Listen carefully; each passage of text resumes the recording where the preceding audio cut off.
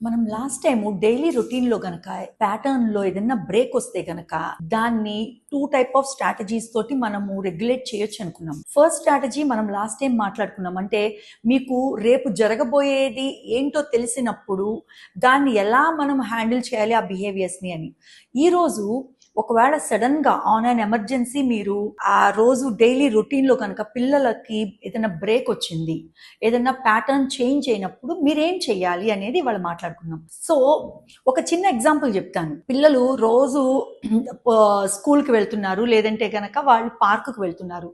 ఈ రోజు సమ్ ఫంక్షన్కి వెళ్ళాల్సి వస్తుంది. చాలా మంది పిల్లలు వేరే ఊరికి వెళ్ళటానికి కానీ ఫంక్షన్స్కి వెళ్ళటానికి ఆ బట్టలు వేసుకోవడానికి ఇష్టపడరు. సో ఈ టైప్ ఆఫ్ సిచ్యుయేషన్ వచ్చినప్పుడు మీరు ఆ సిచ్యుయేషన్ లో మీరు చాలా న్యూట్రల్ గా ఉండాలి. అంటే మీకు ఆల్రెడీ తెలుసు వాళ్ళ బిహేవియర్ లో ఎలా జరగబోతుంది ప్యాటర్న్ బ్రేక్ అయినప్పుడు అని. సో మీరు విసుగు అనేది ఉంచకుండా మీరు న్యూట్రల్ గా ఉంటూనే వాళ్ళు కొంచెం బిహేవియర్ చూపిస్తున్నా, నాన్న it's okay, I know that, కానీ ఇవాళ మనం ఫంక్షన్కి వెళ్తున్నాము, లేదా ఇవాళ పలానా చోటకి వెళ్ళట్లేదు అని మీరు మెల్లిగా చెప్తూనే ఆ బిహేవియర్ని కామ్ డౌన్ చేయడానికి చూడాలి. కానీ నేను చెప్పానా, కుదరదు, అలా కాదు, నువ్వు రావాల్సిందే, అలా గనక మీరు కొంచెం అగ్రెసివ్ బిహేవియర్ కనుక చూపిస్తే పిల్లల బిహేవియర్ ఇంకొంచెం ఎక్కువయ్యే అవకాశం ఉంది. కాబట్టి న్యూట్రల్గా ఉండండి.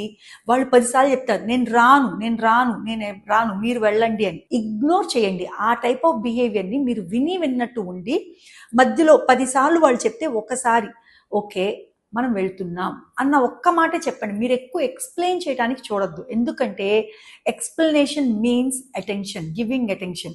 ఆ అటెన్షన్ వచ్చినప్పుడు పిల్లలు ఇంకొంచెం బిహేవియర్ని చూపిస్తారు. కాబట్టి ఒకటి మీరు ఇగ్నోర్ చేయండి, రెండోది సింపుల్ వర్డ్స్ యూజ్ చేసి వాళ్ళకి నెక్స్ట్ ఏం చేయబోతున్నామో చెప్పండి. సో ఇలా న్యూట్రల్గా ఉండి మీరు కోపంగా కానీ లేదా ఎక్కువ ఎక్స్ప్లెనేషన్తో కానీ లేకుండా న్యూట్రల్గా ఉంటే గనక ఆ బిహేవియర్ని చాలా వరకు మనం సబ్సైడ్ చేయొచ్చు.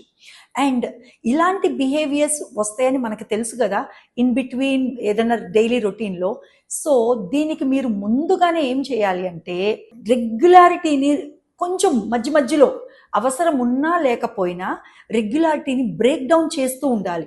అప్పుడు ఏంటంటే వాళ్ళకి ఓహో మధ్యలో ఇలా మనము వెళ్ళము, లేదా ఇలా మనం వెళ్ళాల్సి వస్తుంది అనేది వాళ్ళ బ్రెయిన్లో ట్యూన్ అవుతుంది. సో డైలీ రొటీన్లో కూడా మీరు మధ్య మధ్యలో బ్రేక్స్ ఇస్తూ మీ అంతటి మీరు ఇస్తూ ఉంటే కనుక పిల్లలకు ఆ అవగాహన ఉంటుంది.